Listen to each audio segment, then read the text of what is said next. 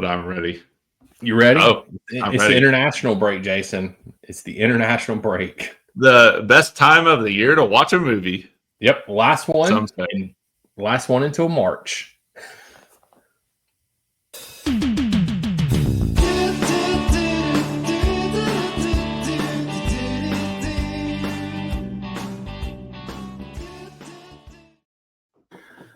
Welcome to the international break, guys. We are the Red, White, and Blues podcast, and we are here not to talk about Chelsea tonight, but to talk about movies. How are you doing, Jason? I'm good. Do you think anyone would believe that we rehearsed our intro? Because we definitely yes. Haven't rehearsed an intro a single time. Ever. Yeah, for me, it's always a good day when we talk about a John Carpenter movie. I don't even care. I don't care what it is. I don't care if it's the worst John Carpenter movie he's made. I don't know. Vampires Goes to Mars. I don't know. Whatever. But like, if you want to talk about those, we can. But not today, because we're talking about They Live. But how are you, Daniel? I will say, before you answer, I don't know how Daniel feels about this. So I cannot wait for you to let me know how you felt about this movie. You didn't even text me. I've seen this movie several times. So, yeah. I didn't. I should have sent you my play-by-play. Oh, did you do the play-by-play? Yeah, I do the play-by-play. I do the play-by-play. Wait, yeah. Is it blog appropriate? Yeah, it'll be a blog tomorrow, probably. Oh, okay. Yeah, because I'll release it as a blog. Mm-hmm.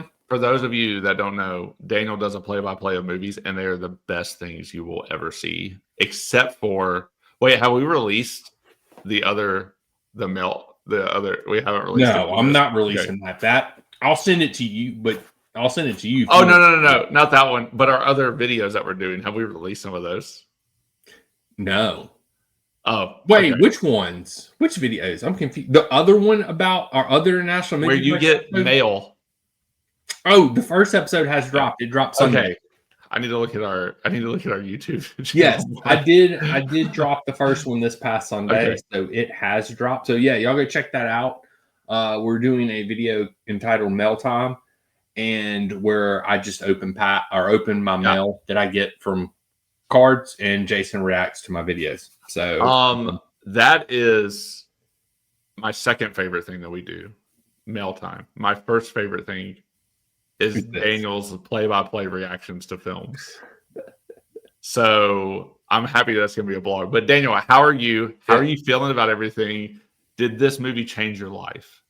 Totally. I mean, next time I put on a pair of sunglasses, I'll never see the world the same. Although I will say, I'll say that. I won't say that now. I'll say that. A lot of similarities between this movie and a book. I'll just say that much, and I'm sure you know what book I'm talking about at this point in time. So if you've seen, you should. Whenever I don't know, it's not coming to me at the moment. Yeah, we'll talk. We'll get into it. But yes, I'm doing great. Why don't we Jason? You just do what you do at the beginning of this thing. You read us a synopsis of the movie. And tell us a little bit about the movie, set the scene, and I will set the scene as well. If you've never seen They Live, we will be spoiling the movie for you. This is not a spoiler-free podcast. We just ruin the movie for you. So if you haven't seen it, as much as this pains me to say, stop the podcast. And if you want to watch it, if you don't care, then just keep listening. But if you want to watch this movie, go watch it and then come back and listen to this episode. But Jason, tell us a little bit about this classic They Live. Starring the great Rowdy Roddy Piper, the movie, and directed by John Carpenter. They Live is a 1988 sci-fi horror, which I don't know if I would consider it a horror. I think that's they're sort of zombies, so I think. Yeah, well, I called them zombies. I mean, they're technically aliens. I called them zombies to begin, and then it is aliens. They have a very alien or zombie look for sure. Yeah, but I think sci-fi horror is.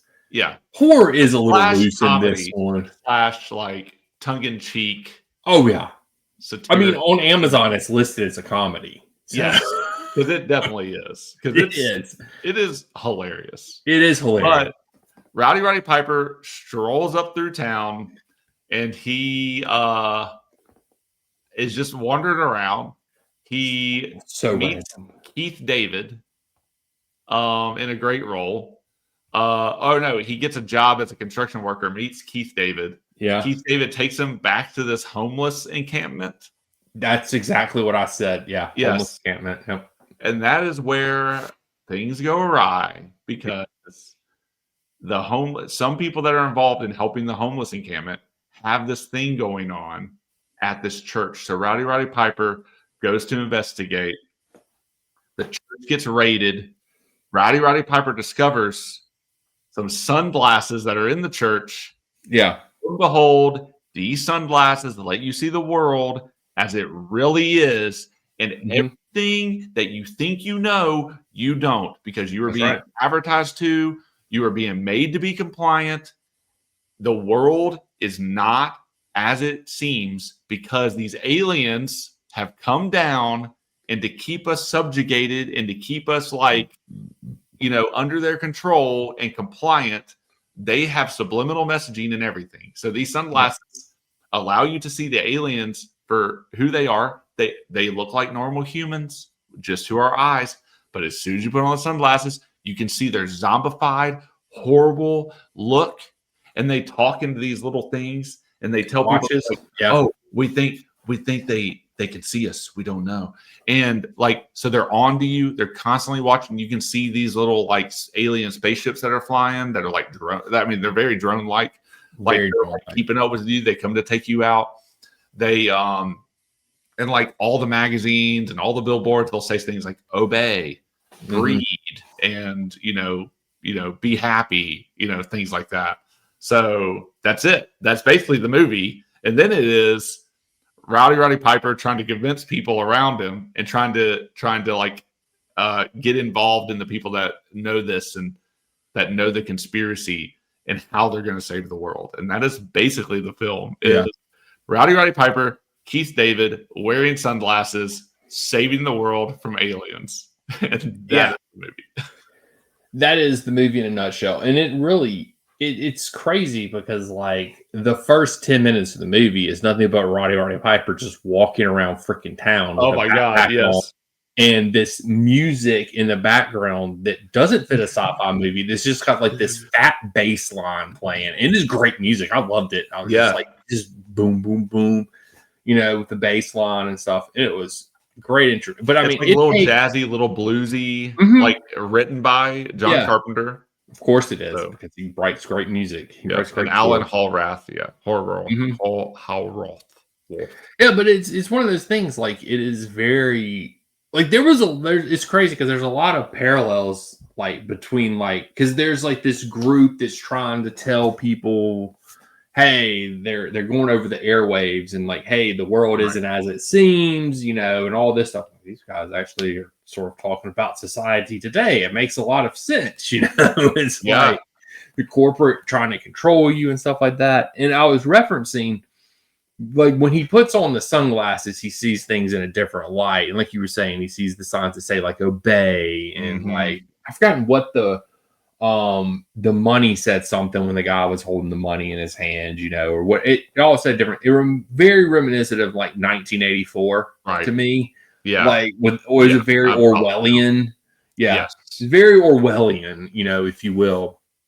So I sort of got the parallels between that, and Orwell. So it was very, I don't know, it was very aliens are controlling the world and they're here to suck us out. You're reading it right now. And if you haven't never read this before, you're reading the first book. If you've never read Dungeon Crawler Carl, I highly recommend that book series. Great book series. But essentially, there's aliens and they come to the Earth and they're mining it and essentially getting all the resources from the Earth and they just blow it up in the end. That's sort of what they're doing here. They're sort of trying to get the resources from Earth, and then everybody just teleports off into space in the end, apparently. But yeah. It was generally it was a fun movie. I mean, the first 30 to 35 minutes, not a lot happened. It's just Rowdy Roddy Piper walking around, and they go to a homeless encampment, and then he starts spying on the church, and it's think they show like I was like, what is this, a freaking meth lab? Because like, like at one point they show a table. I was like, what got a freaking meth lab in here? Oh yeah, it did look like it looked like they were up to no good, whatever they were doing. Yeah, for sure. And I was like, well, I'm also watching Breaking Bad right now for like the 20th time, so like meth's on my mind, and so yeah. It's like, but you know, what I love about this movie is you're right. Like it takes a little while to kind of introduce you to the world, you know, and you are like Rowdy Roddy Piper, who we know and love from wrestling, right? Right. Already is like just awesome that he is in this. But they take some time to build the relationship between Keith David and Rowdy Roddy Piper. Right. And they're talking like they're both talking about their view of the world. Where Rowdy Roddy Piper, his name is John in the movie, but I'm still going to call him Rowdy Roddy Piper. Yeah, he's still where Rowdy Roddy Piper is like a little more optimistic about the world, and Keith David is like very like he's away from his wife and kids, and he's just trying to work to send them money back because this is a place he could get a job. And like he's very like pessimistic about the world, just as like, you know, this world, you know, it sucks and it doesn't serve our needs, and like it's just, you know, what's the point in this thing? And it's like it doesn't matter. But he's got like his family, and he's like okay with like sending them money, and like is just doing things for his family, you know. Yeah, he's very much a family man. Yes. And Rowdy Roddy Piper doesn't really have any connections to the world. Although he wears a wedding band the entire movie. He does. You're right. I'm just like, they never address that. And I was just like, they don't talk about it. Yeah, like he's just this mysterious force that kind of rolls in, and like he's trying to talk about like, or he sneaks into the church and finds the sunglasses, but then like the church gets raided, right? And like everybody disperses, and some of the people escape, and Rowdy Roddy Piper escapes with this box of sunglasses. And what I love about this, right, is he puts on the sunglasses and discovers that the world is not as it seems. He sees the world for what it truly is. He sees what the world is doing to him. He sees what the aliens are doing to him.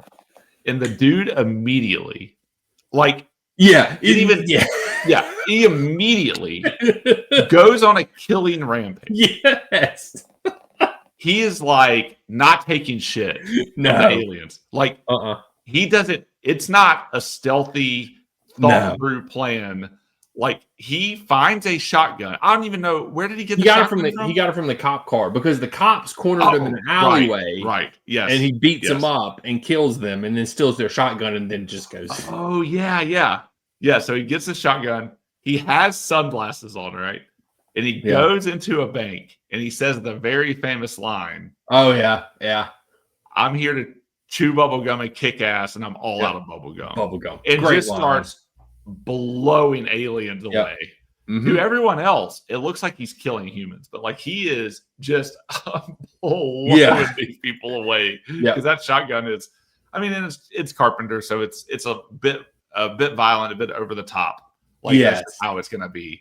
And that's what we like anyway. But yeah, it's just so cool and awesome. And you're like immediately like you already like this guy. You already like Keith David. They're these two guys that are down on their luck, and they just have these views of the world and like how it's treated them.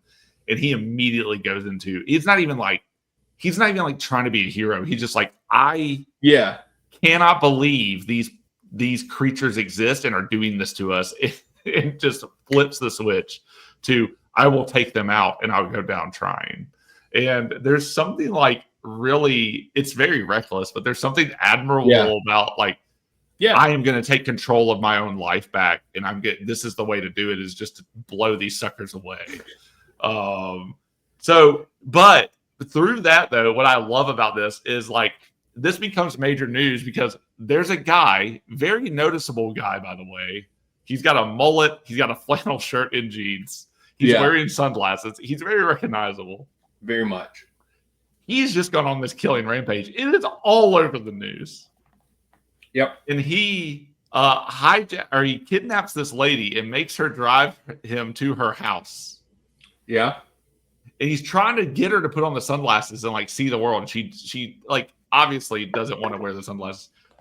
through a series of events, she somehow kicks him over the railing of her house, and he tumbles down this like Los Angeles. Yeah. He jumps his ass out the freaking window because he's like the sunglasses kind of sap your energy a little bit. Because it takes a lot for you to like take in the real world at this point. And she throws him out the window. He's like goes tumbling down this mountain, and he survives, or he lives to fight another day. But he is like hurt, and he shows up at the construction site again. Yep. And Keith David is there. He's like, dude, you stay away from me. You're a murderer. Yeah. Like you get away from it. But he's like still like they had literally just met, and he's still after he leaves, or he like Rowdy Roddy Piper's doing a really bad job at hiding in this construction area, right? Yeah. After he leaves, Keith David catches back up to him and gives him money. Yeah, for his week's pay. That's the best he gives him his week's pay. He's sending that to his family. This dude just murdered people, and Keith David's like, "Oh, I'll still help you." What in the world is happening there? Yeah, it is, and like then that leads into one of the most prolonged, unnecessary, but apparently John Carpenter thought it was necessary fight scenes in any movie that I've ever seen outside of Team America, where they just have really long, unnecessary scenes throughout that movie. But this one, it's just almost 6 minutes long. Yeah. It feels a lot longer than that. I will say that much. Like, it feels a lot longer, but it just goes on and on and on. And they think it's over. No, but we're going to go back and like, get up and like they're, act like they're laughing, and then they just punch each other in the face again. And it just goes on and on and on. All for Rowdy Roddy Piper to try to get Keith David to wear sunglasses. Like that's all Keith David is like, I just gave a murderer a week's pay. For some reason, I followed him into this alley. I've watched him dig through the trash trying to find and fall out of a garbage truck to find these sunglasses. And now this dude is trying to put them on my face. That's all Keith David knows at this time. Yeah. It's a 6 minute long fight. Yeah, it is. And it is great. And every second of that fight is brilliant. Yeah, it is. And it's one of those things. And then there's this great line that he tells Keith David in this after this fight's over with, and it's like this movie has some straight great one-liners in it, and this was one of my favorite ones. Rowdy Roddy Piper says, "Brother, life's a bitch, and she's back in heat."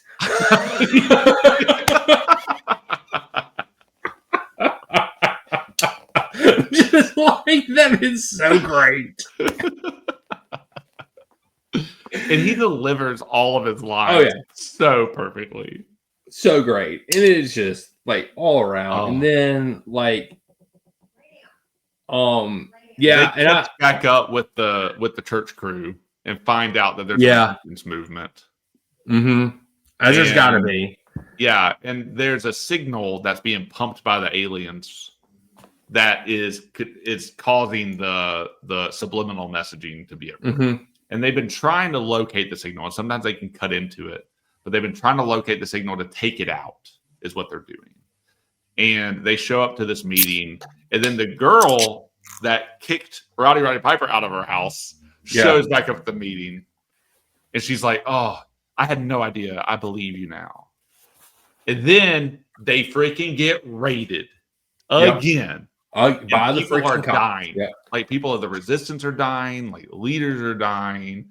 And Rowdy Roddy Piper and Keith David and the girl, her name, Meg Foster. So I'm not even using their real names. Don, Frank, and Holly. They, the watches can teleport you.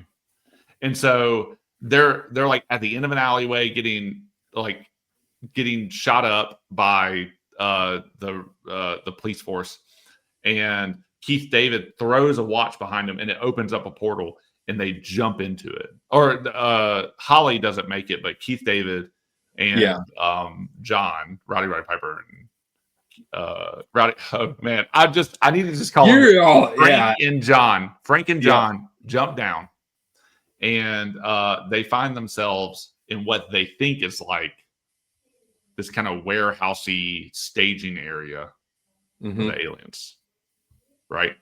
I think that's what happens next. Yeah. Yeah, they go down there and it's like this big labyrinth, and they're just walking down the row or the inside. It's very much bunkerish. Yeah. Type feel to it, and then they end up in this meeting with like all the aliens and the traitor humans that have now sold out and are on the alien side, and they did it for the money. And all one of the homeless guys is there. Yeah, from the encampment earlier, he's back. He's sold out. He's like in a tux.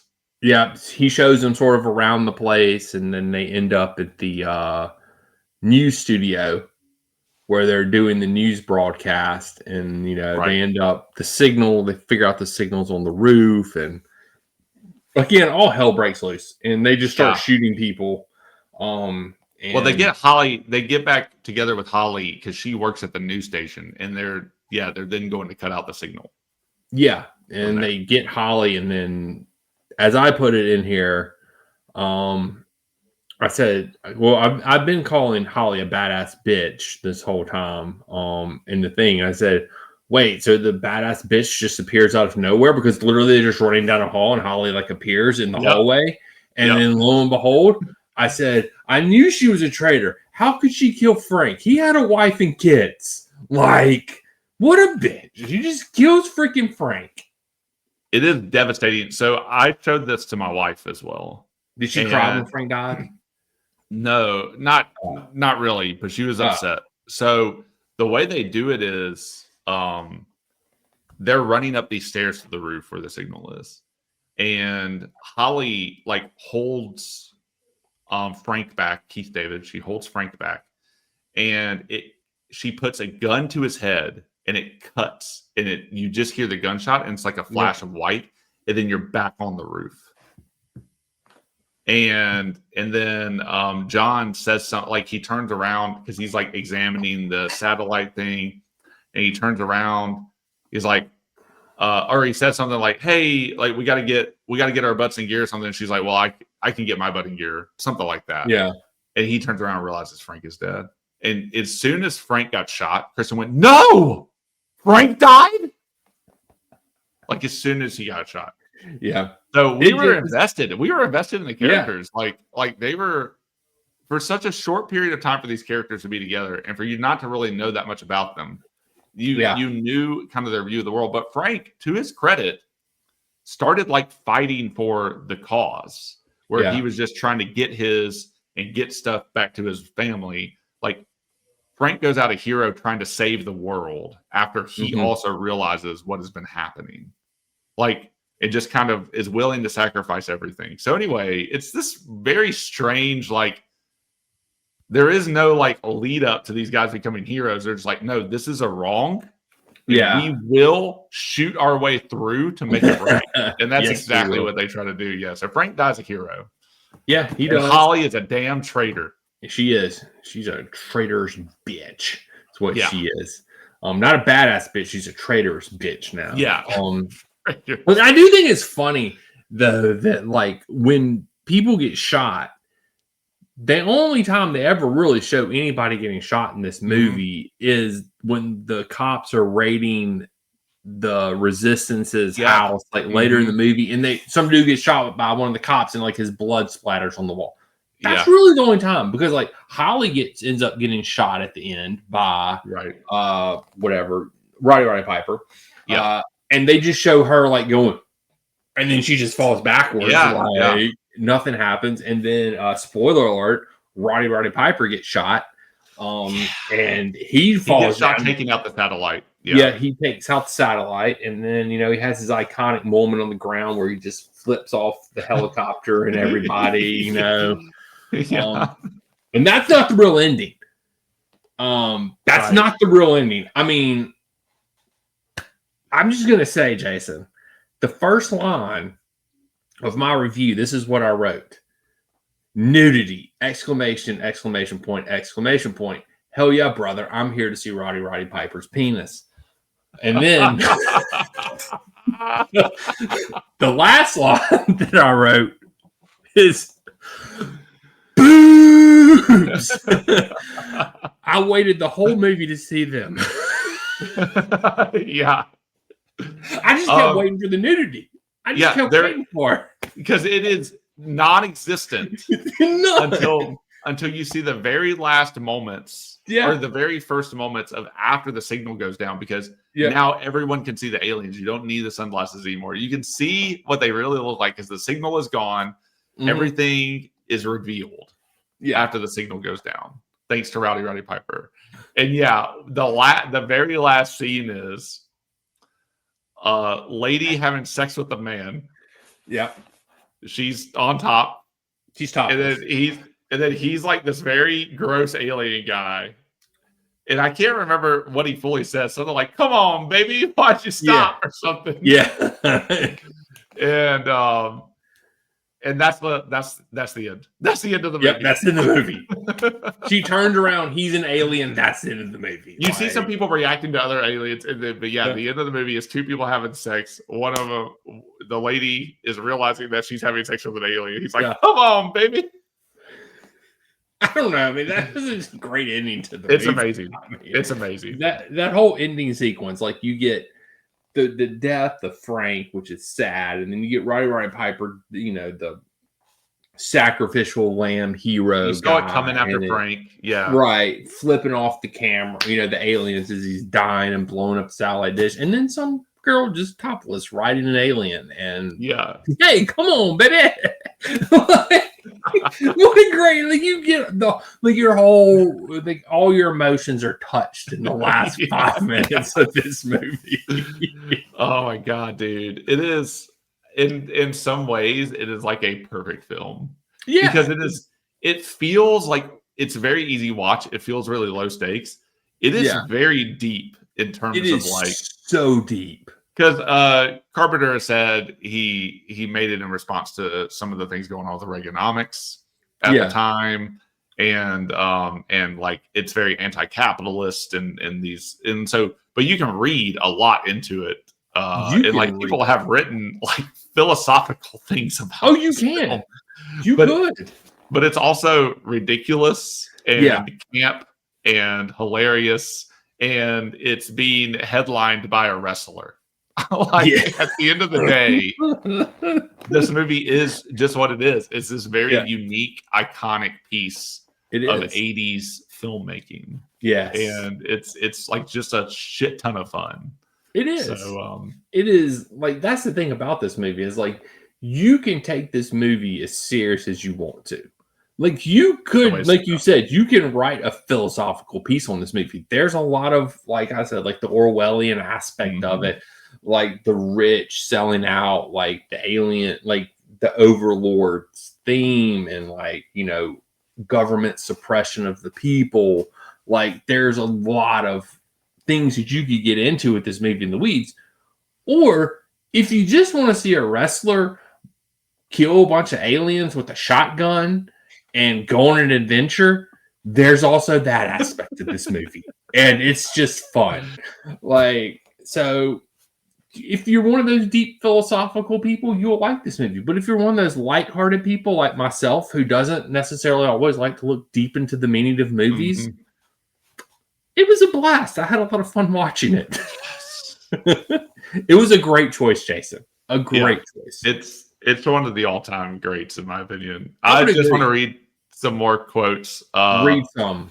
So when John first finds the sunglasses and he's walking through this grocery store, he's he is freaking out. He is appalled. Oh yeah, I know, he's disgusted. And he just starts insulting some of the aliens. He's there's a human that still looks human through the sunglasses, an alien that looks alien.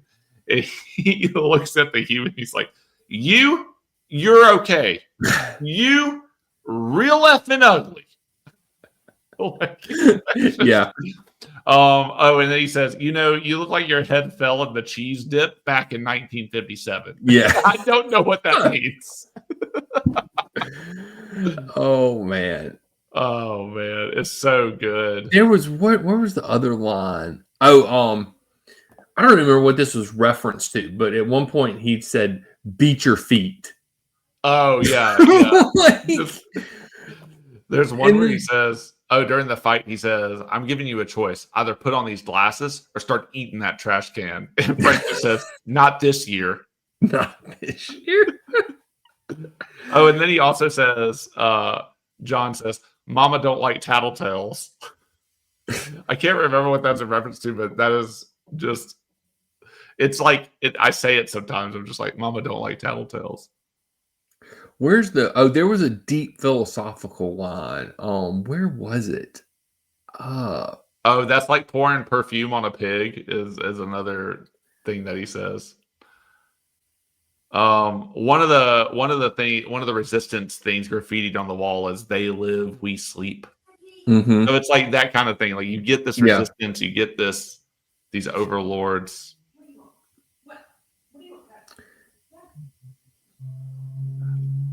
There's a conversation earlier where Frank is talking about how he's out of patience with life and stuff. Yeah, go ahead. Oh, here it is. White line in the middle of the road. That's the worst place to drive. Yeah. It's like, that's some deep shit right there. I mean, the white line in the middle of the road is the worst place to drive, technically, because you're gonna get hit by somebody. So.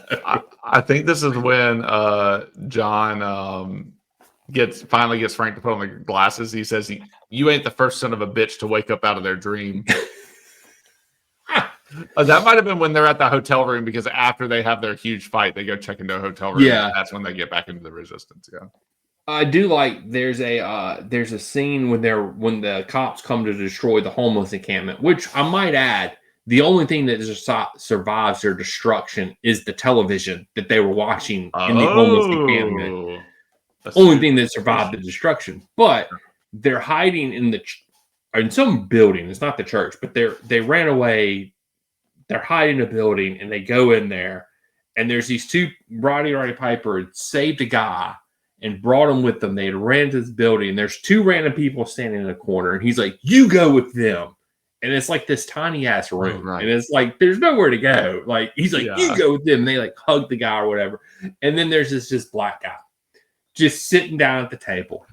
He's like, "Yeah, man, World War III going on out there," and he just starts smoking a blunt. I'm like, this guy, just World War III starting in the background. He's like, "I'm gonna smoke me a doobie because I ain't got nothing else to do." Smartest guy in the room, in my opinion. Smartest guy in the room, man. I was like, I like that. That's who I want to be. World War III goes on, just smoking a doobie. Yeah. Oh my god, dude. Yeah, this movie. Pretty amazing. It's a very fun movie. A great, like I said, like you can make this movie what you want to make this movie. If you want to take this movie seriously, you definitely can. If you just want to go in and have a fun 80s sci-fi movie that's fun, and like if you appreciate, like I think if you appreciate 80s sci-fi, you would definitely appreciate this, because the way the aliens are done is very 80s sci-fi. The little floating drones that you were talking about. Like very 80s sci-fi. And it harkens back to like the 50s sci-fi things. Like it very much. It is reminiscent of like some of the old school things because the glasses get put on and the movie looks completely different. Like it's really impressive what they did with like no money. But yeah, it's a perfect 80s sci-fi movie. It really is. It's a fun movie. I enjoyed it. Would I watch it again? Absolutely. Absolutely. It's a fun movie. Yeah, rewatchability for this thing is really incredible. Because you can, like I said, watch it one time for fun, and then watch it next time being serious and like trying to extract the philosophical aspects that the movie does bring to the table. Because I mean, like you could, like you said, people have written philosophical papers on it. I believe it. Like if you're in college. If we have any college listeners out there, and you're having to write a compare and contrast essay or some shit like that, compare and contrast this to 1984 by Orwell. Like, be a great compare and contrast paper. Dude, from 76 to 88, John Carpenter was on an absolute tear, man. The dude made Dark Star, which is his student film in 74, but after that, he made Assault on Precinct 13, then Halloween, then The Fog, Escape from New York, The Thing, Christine, Starman, which is not a horror, Big Trouble in Little China, Prince of Darkness, and then They Live. That has got to be one of the best run. That's a hell of a run in history. Yeah. And you know what? The thing I also appreciate about Carpenter is he knew when the hell to get out of Halloween. Oh, like, he's like, after I did the second one, he's like, I'm done. Yeah. No more. I will sell you the rights. You can put my name on there and do whatever, and I'll make the money from it, but I ain't having nothing else to do with this franchise. I'm done. Yeah. He got the hell out of there. Except I would have loved to have seen oh man, we just talked about this. Is it Halloween Resurrection? Which is one of my favorite ones. Is that the one with Busta Rhymes? Yeah. I would have loved to have seen John Carpenter direct Busta Rhymes in Halloween Resurrection. Didn't he come out with like how much he hated that movie? Who, Busta Rhymes? No, John Carpenter. Oh, I don't know. I'll have to go read about it. I think go read about it. I'm pretty sure he came about how much he hated that movie. Well, it is very mean. Spoilers. It is very mean to Laurie Strode. That movie is. Because it's after H2O. And they end H2O in a very specific way. Yeah. That seems like it all ends, right? Like hint, wink, wink. Yeah, very much so. And then Resurrection starts out with very oh, F you everyone and F you Laurie Strode. Yeah. Sort of thing. And so that was a very divisive movie when it came out. And it's also just a shit movie. Straight shit movie. Like, that's the thing about that franchise. Like, it's ended like 5 times, and they just Which is one thing I love about horror movies, though, is because like just the ridiculousness of like you think the series is over with. Oh no, they keep bringing them back, and especially with like something like especially with the Jason and the Michael Myers, Halloween, and like Nightmare on Elm Street. Like Scream does it in a way where it's always somebody else, like related back to it, or whatever. It's never like the same person's ghost face or whatever. But not with those, not the 3 originals, man. It's like with Halloween. Nope, it's always Michael Myers. It's the same Michael Myers just coming back from the dead. Even Freddy, if, like whatever alternate timelines, except for like 3, I guess. Yeah, Michael Myers is like the guy. It doesn't matter. Yeah. He is the guy. He's the guy. And Freddy's always Freddy. Jason's always Jason. Yeah. So, whatever. Dude, one thing that would make me really sad, but I don't think it's possible, is if they ever tried to remake They Live. Like, I hope they never, ever touch it. Yeah. Never. But, yeah, I guess that wraps up this movie review. I mean, because we don't have a rating system. My rating is I would watch it again. That's my rating. Yeah, exactly. Yeah, and I have watched it probably like 5 or 6 times in my life. Yeah, like it's worth most of those within the last few years, actually. Yeah, so it's definitely worth it. It's definitely a very rewatchable movie. It's one of the all-time greats. Yeah, you can get something different from it every time you watch it too. Exactly. So, yeah, I guess tell these people where they can. You got anything else you want to say about the movie, Jason? No. I did watch a lot of Carpenter stuff this year just because there were some things I hadn't seen. Like, he's got some shit movies. There's a movie right after this, the one he did called Memoirs of an Invisible Man, that has Chevy Chase, who gets turned invisible, and it is really bad. Like, it's so bad. I can't believe Carpenter made this thing. But anyway, I would say Carpenter's probably one of my favorite directors. I think that the Halloween is like a cultural tentpole, right? Like the things that he did for horror and off the back of like Texas Chainsaw and like the horror from the 70s and like the movies that had staying power are just because they were directed by people like Carpenter and like his crew. Like, he stayed with a lot of his crew like throughout a lot of the movies at that time, and they just all just got together and had fun making movies. And he's writing and directing and producing and writing the music.